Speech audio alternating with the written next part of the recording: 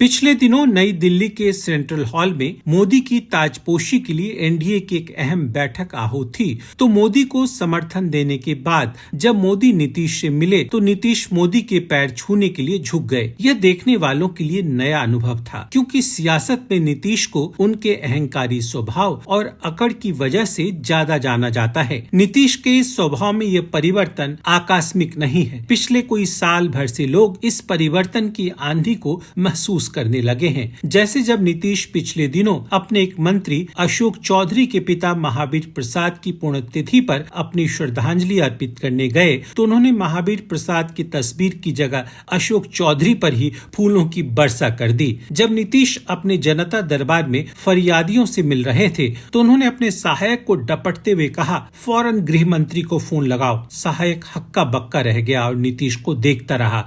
नीतीश भूल ही गए थे कि राज्य के सीएम के अलावा गृह मंत्री भी वही हैं। नीतीश के बारे में एक हालिया किस्सा खूब मशहूर है कि नीतीश दिल्ली में अपने मुंह लगे पार्टी नेता के पुत्र की शादी में पधारे तो झुककर उन्होंने भरी महफिल में अपने पार्टी नेता के ही पैर छू लिए। मामले की नजाकत को भांपते हुए इस पार्टी नेता ने भी पलटकर नीतीश के पैर छू लिए ताकि मामला हंसी ठिठोली में निपट जाए। अब नीतीश के इस पैर छूने की नई आदत को लेकर ढेरों किस्से मशहूर हो रहे हैं।